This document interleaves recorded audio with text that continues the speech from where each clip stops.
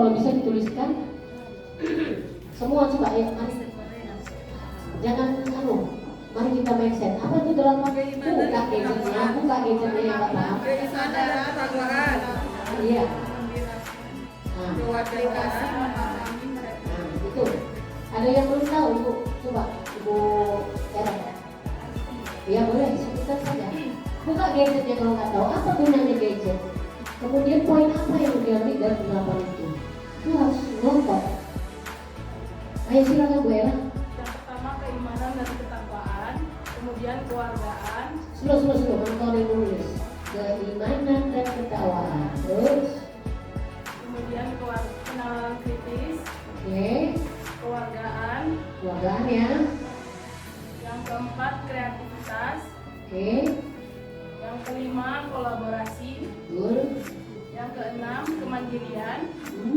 Yang ketujuh kesehatan. 8 komunikasi. Oke. Bisa ya? 8 DPR. DPR itu apa? Dimensi, profil, lulusan, gitu ya. Jadi keluar siswa dari sekolah, otaknya sudah terisi oleh karakter 8 tadi. Apa tadi yang 8? Dari mana-mana ketakwaan. Jadi semua anak siswa murid, sekarang kita panggil murid, itu nggak ada yang ateis lagi, ya. Sudah tahu berdoa gimana gitu. Bukan berdoa itu hanya, atau agama itu bukan hanya sebatas KTP, tapi dibiasakan untuk religius, gitu ya. Oke, apa lagi Bu? Keluargaan apa keluarga negara? Keluargaan, gitu ya. Jadi keluar kita dari sekolah, siswa murid-murid itu, ya kan? Dia bisa menjadi warga negara yang baik nantinya. Oke, ketiga, penalaran kritis. Yang kritis siswanya apa gurunya? Iya lah, dua-duanya. Jangan gurunya disuruh mendalam, gurunya surplus. Ya. Kemudian apa lagi? Kreatif. Yang kreatif gurunya apa siswanya? Gurunya ya. Jadi kalau siswanya, muridnya besok nak diajar misalnya majas, kata bapak tadi, itu kita sudah kreatif hari ini dengan kita, gitu ya. Bagaimana diimplementasikan di dalam pembelajaran? Bisa ya. Jangan hanya gurunya jadi kawan-kawan. Ada gurunya tak kawan dalam, gitu ya. Apa lagi Bu? Apa? Kolaborasi, ya itu udah pasti, gitu ya. Bahwa di dalam kelas itu nanti kolaborasi pasti ada. Bagaimana caranya? Kita lah itu guru. Apa lagi? Kemandirian. Iya. Jadi seperti yang saya katakan tadi, mandiri. Nggak ada contek-nyontek, gitu ya. Atau guru itu jangan pepet modulnya. Nanti adaptasi deh, ganti tanggal deh, ganti nabung deh. Bapak itu nggak tahu kok kalau sekolah itu nggak kan ditengok-tengok gitu. Ganti nabung, ganti tahun, semester. Baru kecontek-contek gitu. Siapa nanti yang nyonteng gitu misalnya, datang pengawas misalnya Bu itu kita tutup di rumah gitu. Siapa apa lagi Bunda? Kesehatan. Kenapa? Karena kalau kita mau belajar kita harus sehat. Guru-guru ini pun gitu, jangan mau mati aja kita nggak ada sehat-sehatnya. Harus balance ya. Kita juga harus sehat selaku guru. Yang terakhir komunikasi. Ternyata komunikasi itu perlu antara siswa dengan siswa, guru dengan guru, perlu. Jadi Bapak dan Ibu biasakan kita berkomunikasi, apalagi kita guru bahasa. Kemudian komunikasi yang mana yang kita perlu, gitu. Ya barangkali teori komunikasi Bapak dan Ibu lebih tahu. Nah kalau dibilang Pak Budi tadi, kalau kita dekat dengan tukang parfum, kita wangi, gitu ya. Akar pikiran kita pun jadi berubah. Kita nggak pengen lagi komunikasi yang kurang, nggak perlu loh. Kenapa ini tempe? Kenapa buat tempe? Boleh sih, tapi apa gunanya dengan FPP kita? Oke, kalau kita tak membuat pelajaran atau step-step pembelajaran, boleh kita gali juga, ya. Tapi mari kita bicarakan hal-hal yang membangun kita, gitu ya.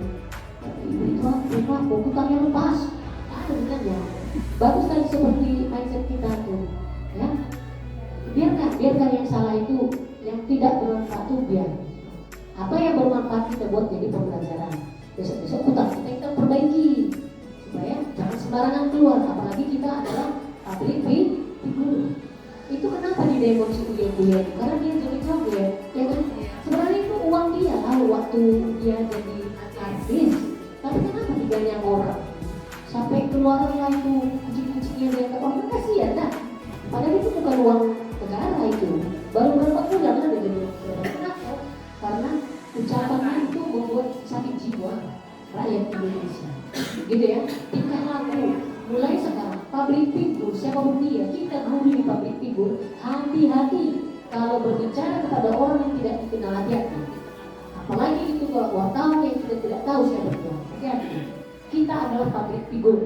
Communicative skill kita harus kita rubah. Jangan sembarangan ngomong. Kalau ngomong dipikir, apalagi kepada siswa, gitu ya. Kecuali kalau teman-teman makan sate, jangan nggak apa-apa. Tetapi kalau dengan siswa harus kita perbaiki. Semua bisa digeser. Oke, nggak boleh dirubah. Nenek moyang saya memang ngomongnya keras. Saya kan orang Medan, gitu ya Ibu Era.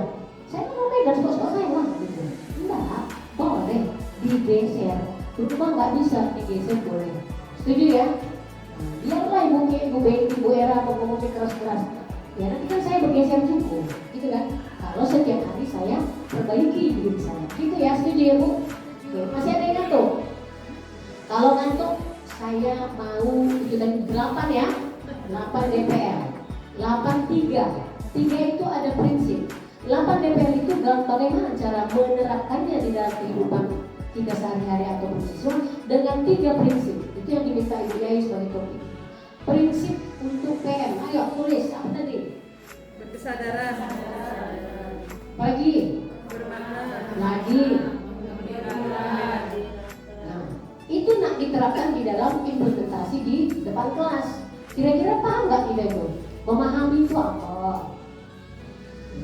Mengaplikasikan itu apa? Kemudian satu lagi merefleksi itu apa? Kalau nanti kita implementasikan itu di dalam pembelajaran kita, rencana kita, kira-kira Bapak dan Ibu paham nggak? Bisa nggak? Memahami itu yang cemahan gitu, ya kan? Dulu waktu kita buat RPP silabus, Bapak dan Ibu memberikan sesuatu kepada siswa berdasarkan taksonomi apa, tingkatnya apa. Ingat nggak C1, C2, C3, C100? Unitnya itu kan di RPP. Di pembelajaran apa? Buka LKS harus sekian. Ibu anak di belakang dulu, nggak balik-balik. Iya kan? Sadar, iya kan? Aku kan? Iya nggak? Buka LKS harus.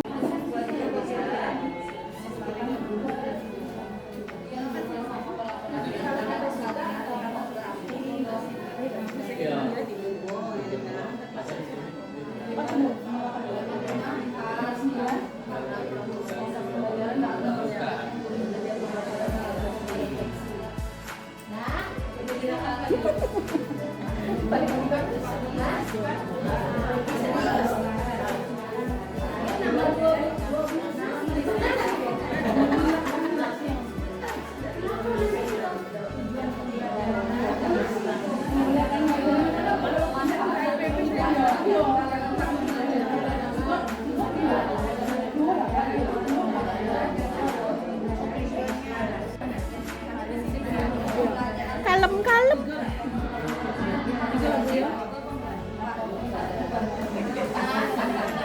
Nomor 12. Prinsip pembelajaran mendalam. Telah perencanaan pembelajaran mendalam. Untuk poin pertama ada keselamatan tentang tujuan pembelajaran, langkah pembelajaran sudah mengarah pada pencapaian dimensi profil lulusan. Setelah kami telah tadi di dalam RPP-nya sudah terdapat, sudah tercantum di DPL. Selanjutnya pada nomor 2 tujuan pembelajaran, langkah pembelajaran dan asesmen pembelajaran juga sudah selaras. Itu poinnya 4. Selanjutnya pada kerangka pembelajaran itu ada nomor 3 praktik pedagogis yang dituliskan sudah tergambar. Tadi juga menggunakan model PBL. Selanjutnya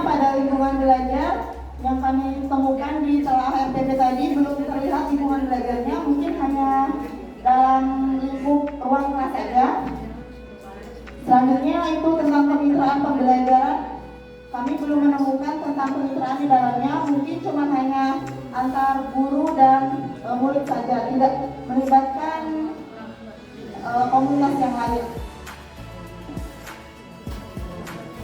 Selanjutnya yang keenam ada pemanfaatan digital yang dituliskan juga sudah tergambar, tadi juga menggunakan fokus dan lain-lainnya. Selanjutnya pada langkah pembelajaran di sini ada poin penting yaitu tentang memahami. Kami lihat pada telah RPT-nya juga sudah terdapat poin memahami. Selanjutnya pada nomor 8 itu ada mengaplikasikan. Kami lihat juga tadi di RPT-nya juga sudah terdapat mengaplikasikannya. Selanjutnya pada nomor 9 ada merefleksikan. Kami lihat juga tadi itu ada refleksi guru dan ada juga refleksi siswa. Poin 4 ya. Iya. Selanjutnya itu nomor 10 memuliakan. Di sini poinnya 2 kami belum melihat, belum tercermin juga gitu. Mungkin ini di dalam praktek pembelajarannya akan terlihat bagaimana guru itu mengapresiasi siswa, namun pada RPP-nya belum terlihat.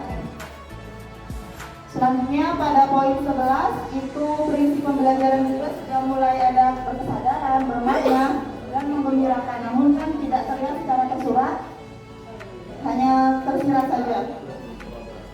Selanjutnya itu ada perencanaan pembelajaran yang sudah mengakomodir pengalaman belajar sesuai dengan karakteristik peserta didik, itu poinnya 3. Selanjutnya pada asesmen, di sini ada asesmen pada awal pembelajaran juga tadi terlihat pada pertanyaan pemantik, untuk poinnya 3. Selanjutnya pada asesmen selama proses pembelajaran juga sudah ada. Tadi siswa dibagi menjadi beberapa kelompok, untuk poinnya 4. Selanjutnya itu ada asesmen hasil pembelajaran yang direncanakan untuk mengukur pencapaian kompetensi sebagai bukti keberhasilan pembelajaran dengan beragam cara seperti presentasi dan tugas individu media. Itu poinnya 4. Selanjutnya ini yang poin 16, tuliskan kelebihan perencanaan pembelajarannya. RPP-nya sudah tersusun dengan rapi sesuai dengan sintaks PBL, namun kerangka pembelajaran mendalam pada lingkungan pembelajaran dan kemitraannya belum terlihat di dalamnya. Selanjutnya poin nomor 17, tuliskan hal yang perlu ditingkatkan dari perencanaan pembelajaran. Yang pertama itu di asesmen, ditulis secara lebih lengkap pada asesmen awal dan akhir. Terus juga memasukkan lingkungan belajar dari mitra pembelajaran.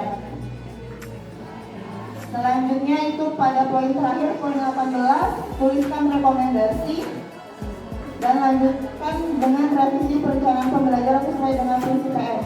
Modulnya disesuaikan dengan pembelajaran mendalam. Sekian pemaparan dari kelompok kami. Saya akhiri, wassalamualaikum warahmatullahi wabarakatuh.